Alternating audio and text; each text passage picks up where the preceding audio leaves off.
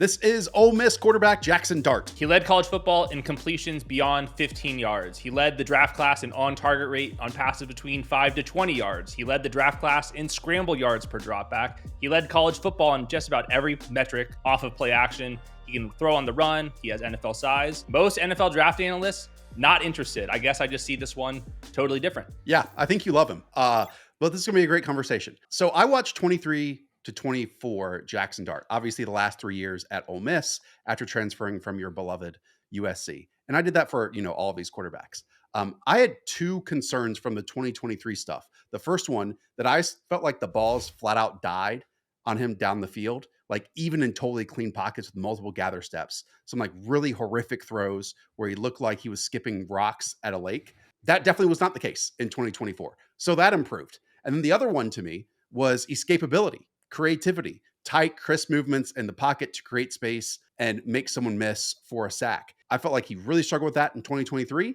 And then that improved in 2024. So you see growth.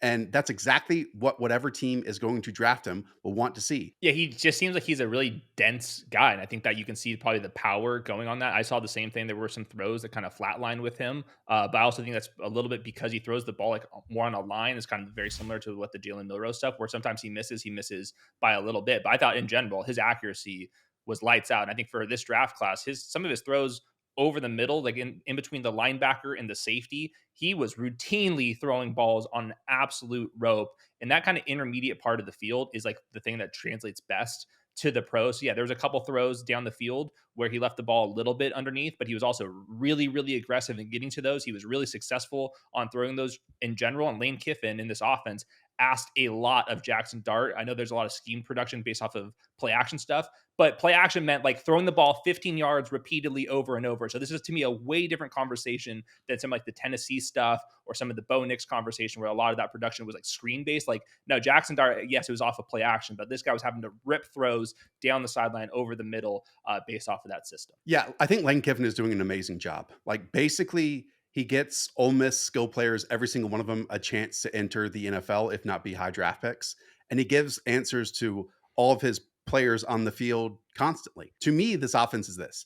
You spread it out, maybe if not just one wide receiver outside the numbers, two wide receivers in opposite ends outside the numbers. If you get single high, you're going to get it to your ball winners on the outside down the field. If it's split safeties, because of the spacing that these hash marks and the spacing of your wide receivers allows, it's a ton of room over the middle of the field. And we're going to work that middle with crossers. And then we're also going to get some double hitches. We're going to get quick slants. And then on the edges and also on the interior, there are some really cool double moves. Again, with sluggos, stutter stops, all that stuff down the field, but also some cool pacing things over the middle. Like, I agree with you. This isn't a Looney Tunes offense that the Tennessee Volunteers are doing, but I do want to point out that I think Lane Kiffin is doing just an exceptional job.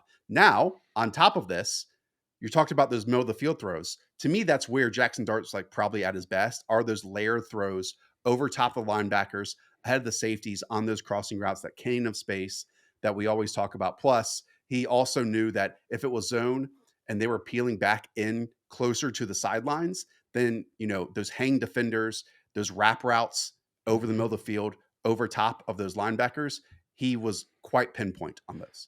Yeah, I saw this exact same things. And I think there was a lot of like high-low concepts against zone coverage. And to me, Jaxson Dart routinely would take the more difficult downfield throw, and more times than not, he completed them. So just to hit on some of the numbers real quick, because they're truly lights out. On non-RPOs, non-screens, 9.7 yards per drop back, by far the best in the class. On non-RPO passes, he was the number one in PFF grade among any quarterback in college last year. He averaged almost 330 passing yards per game, almost 11 yards per attempt, 81st percentile on EPA per play. And then I talked about some of the on-target numbers, which like among the last two draft classes are at the very top. And I think on top of that, the one thing that did stand out to me is I was surprised at how much rushing production that this guy had as a scramble. And you mentioned that a little bit, but I thought that his arm talent, while not like crazy in terms of arm strength, there were some throws under pressure where he would stand in the pocket, take a big hit and throw the ball downfield. And I thought that his accuracy for the most part did get a lot better in 2024. And I am pretty optimistic that can be a standout trait for him in the NFL. Yeah, I know he had 55 design runs this year for 264 yards, but I don't expect him to be a designed run guy in the NFL. I think he can Ooh, scramble here or there. So you do? Like to me, that's yeah, not going to be his game at all. And that he might get one called every single game, but certainly not to the degree that Ole Miss did. Like, I don't think that his success as a scrambler at the college level is the type that is going to turn into a massive positive once it gets to the NFL level. I wouldn't call it a yeah. weapon at all. Yeah, I think it's kind of like a little cheat code for him and something that's like an added bonus. I don't think he's going to be majoring in it, but like Bo Nix did, like I think that you can minor in some of the athleticism. Like the last 4 games against SEC competition, when you didn't have Trey Harris and like the rest of the skill group was like not nearly as good because Harris is good, the rest of these guys are so. He averaged 61 rushing yards per game. There was a couple times against like Georgia where he's just like rushing right by guys. They did a little bit quarterback power, a little bit zone read, a little bit of quarterback draw with it as well. So yeah, he's not some crazy athlete. I would say he's an above average athlete among the NFL starters. And I think that you sprinkle this in a little bit here and there, but I do think it gives him like a little bit more of a floor than some of these other guys in like an RPO play action based offense. So I did think that it was in general a little bit of a positive. Yeah, I just don't think he's dynamic in that area at all. Like, I think he can pick up what is blocked for him or what is available on, Yeah. second phase of the play, but it's just not going to be something that like terrifies a defense for me. Yeah, for Okay. sure. For sure. Some areas of improvement for me. We can talk about how he sees the middle of the field and how his EPA on these throws on the outside and all that type of stuff. Man, he sets his wide receivers up for kill shots way too often. JT O'Sullivan pointed this out and he called it blurry decisions. It felt like there were like two at least per game where he was throwing into double coverage, triple coverage. I've seen some quadruple coverage. He Yep. had an absolute meltdown the final 2 minutes against Florida, like 3 turnover worthy plays in the final 90 seconds. I'll repeat that: 3 turnover worthy plays. He had a chance to win the game twice and he threw turnovers, and then one wasn't even caught by the opposition. And some of those were similar concepts to what he saw earlier in the game Yep. that went for nice gains and big plays, but the defensive backs and the coaching changed their reaction to those route concepts to the players. And he was just totally stumped with that. To me, in the South Carolina game, he was late on a bunch of throws. And I thought the LSU game was super rough as well. So I don't know if I'm in the same camp as you, that he has a great feel for the game or that he sees the field at a really high rate. Because, man, when things were switched up on him or when things did get muddied, he had some like really brutal decisions out there. Yeah, the endings in the LSU and the Florida game were horrific, and like that's like easily the biggest thing that stands out in terms of a weakness is was that just kind of a victim of small sample size because like he only had a 2% turnover worthy play rate for like the last season, which is really impressive because his ADOT is like really high up there. So like to be asked to throw the ball downfield and to only have 2% turnover worthy play rates, like in general, a positive, but when they needed him most, he had a couple really, really horrific decisions there. And I'm glad that you brought it up. It was like literally the same concepts for chunk gains earlier in the game. And those are some excellent throws. Like the first half of the Florida and LSU game, I thought were positives. Those last 2 minutes of those were absolute disasters. I think like the problem with him is he's just always on a full send. Like this guy wants to make the big play happen, gunslinger type, and sometimes that's going to cause some interceptions. I do think like that could be a problem, especially early on in his NFL career. So like you win by the downfield shot, you also die by the downfield shot. And I do think that's what happened Yeah, at Ole Miss. he did have a lot of downfield shots, and I actually think he's going to really need a ball winner on the outside on the sideline because that's where a lot of his best plays were to number 11, and obviously Trey Harris, even dating back to 2023, made some ludicrous grabs for him along the sideline. But it did feel at times like this Ole Miss offense could just take hitch routes for 7 yards over and over and over again from the slot, or slant routes if they wanted to. But then there were times when they were getting pressed, and again coverages did change where, hey, based on what the pre-snap look he did and then the post-snap shift, this slant route should be there for like a 3rd and 5 gain, and he just totally like turned it down. Again, I don't know if I believe he has the same feel as you do. I think he has answers. He definitely has answers out there, and he knows that, okay, I need to go to this person in this case, but I think Mm-hmm. he can be fooled a lot with that. And I Mm-hmm. think that there's just a difference in understanding of what the defense is trying to do or the rotation that they're doing as well, or how they're trying to fool me.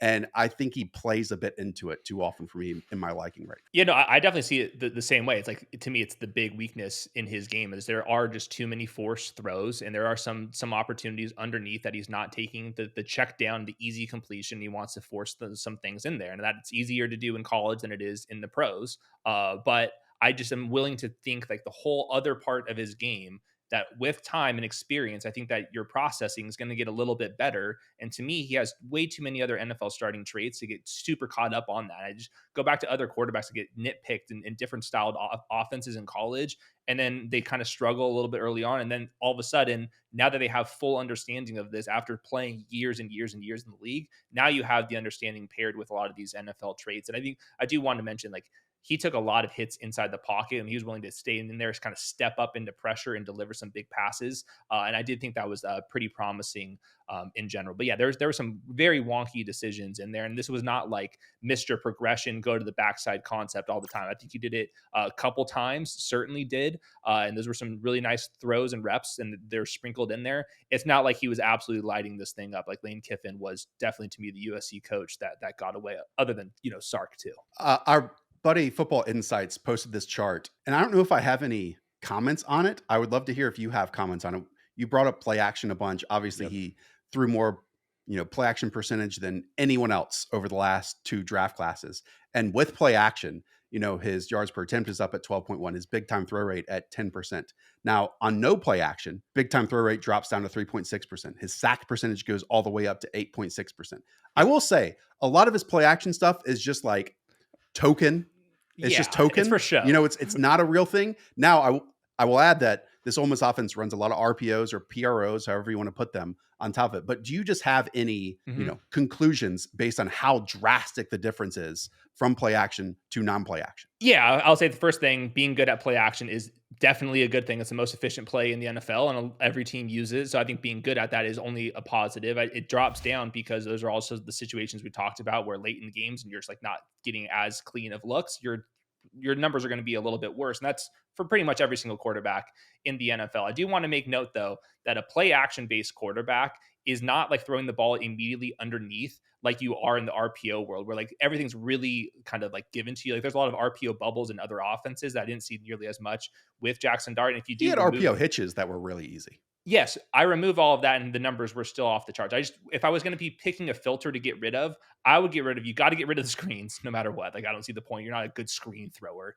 Give me a break. I think that a lot of the RPO looks like almost half of the RPO passes are within 5 yards of the line of scrimmage. In the play action world last year, there was not nearly as many throws underneath in the play action world. So, like, if you are excelling on play action, it is because you're making some big boy throws. And like to me, that's a good thing. So I think that stuff is going to translate. And like you said, a lot. It's not like under center play action, big bootleg, and like what we're seeing in the CJ Stroud offense. It's like cookie cutter. Like I Token. mean, I'm not even sure like how much of a play act. I would like to see a study on like under center play action versus like this Well, he little didn't have much RPO under stuff. center, so we can't go there Right. with it. No, but I'm saying like I wonder how much these linebackers are actually biting in this play action versus like another play action is kind of my point. But I think being good in play action is a good thing. Would you take him in the top 10?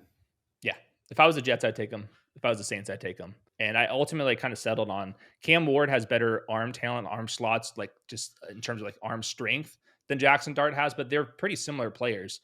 So I would take Cam Ward first. But if I was looking for like outside the other blue chip players in this draft class, I would take him that high. Like to me, a comp, like an upside comp, Russell Wilson. I think like kind of a baseline comp, Sam Darnold. I do think that he has some really nice reps on these downfield throws and a little bit more athletic. So I think like if he turned into Russell Wilson, like what an absolute smash. If you turned into Sam Darnold, that's still a $30 million player right now. So if I didn't have a quarterback, I would roll the dice. Yeah, I saw more Mitchell Trubisky, to be honest. I would not take him in the top 10. He definitely improved again from 2023 to 2024. I still can't get some of those like downright horrific misses off of 2023, which I don't know if he was playing with an injury or what, because man, you just don't even see those types of throws of any draft prospect out there. But then what, gave me even more caution in 2024 was like when the picture changed, when the defense did something that he wasn't expecting in this really good offense, then you had some like turnover worthy plays constantly.